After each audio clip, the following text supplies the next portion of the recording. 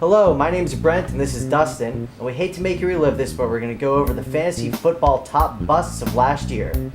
Number 10, we got Lawrence Maroney. He went with about the 40th pick overall last year. A lot of people were high on Maroney, and it was kind of a roller coaster right off the bat. Brady getting hurt in the first game. A lot of people were actually excited about that had Maroney. They thought they were going to have to run the ball more. Then shortly after, Maroney goes down. And without a really clear-cut backup that you could pick up, Maroney owners were just kind of screwed.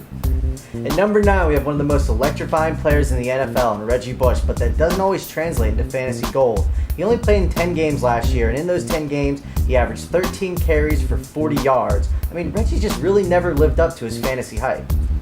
Number 8, we got Derek Anderson. In 2007, threw for 3,800 yards and had 29 touchdowns. Last year, he only had one game where he threw over 250 yards. Look for Anderson to go from a top 10 fantasy quarterback in last year's draft to maybe not even drafted in this year's.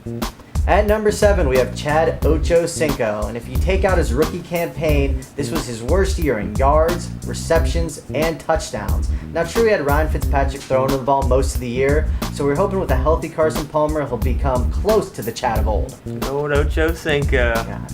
Number 6, we got Darren McFadden. He went with about the 40th pick overall last year.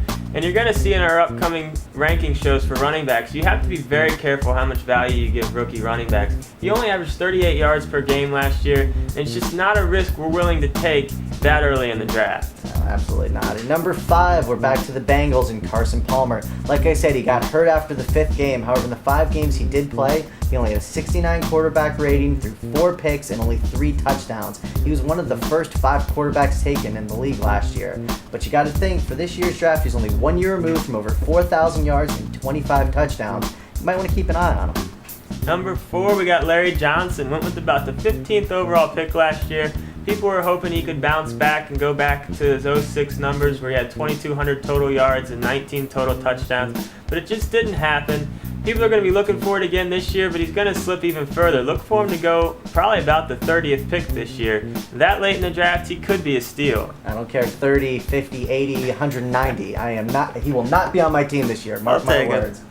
At number 3, we have Joseph Adai. He went with the overall 6th pick last year, and why not? He had back-to-back 1,000-yard rushing seasons, and he was one of the few guys coming in that didn't have a running back by committee. However, he only ended with 544 yards and 5 touchdowns. This year, his value is going to be even lower. Donald Brown was drafted, so he will be in a committee situation.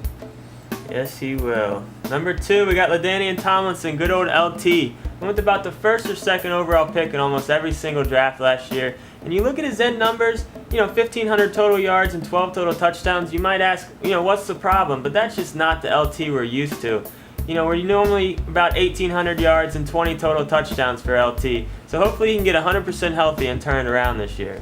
And at number 1, if you ever wonder what makes a grown man cry, look no farther than our top fantasy bust in Tom Brady. When the 3rd overall pick goes out in the first half of the first game, it's got to be tough for his owners. You got to remember, he had 5,000 yards and 50 touchdowns the year prior. We hate to have, injuries dictated, but you just can't overlook those numbers. And, I didn't have him in any league, so it wasn't that big of a deal. I did. Two leagues. Gotta hurt. Anyway, all these guys had an awful 08 season, but that doesn't mean that they're not going to turn it around. All that means is they're going to slip in this year's draft. So look at some of these guys to be the biggest steals in this year's draft in the 3rd, 4th, and 5th rounds. And definitely check out some of our upcoming football stuff that'll be out in June. We're going to have rankings, tiers for all positions on FantasySmackTalk.com. I'm Dustin. This is Brent. Thanks for joining us.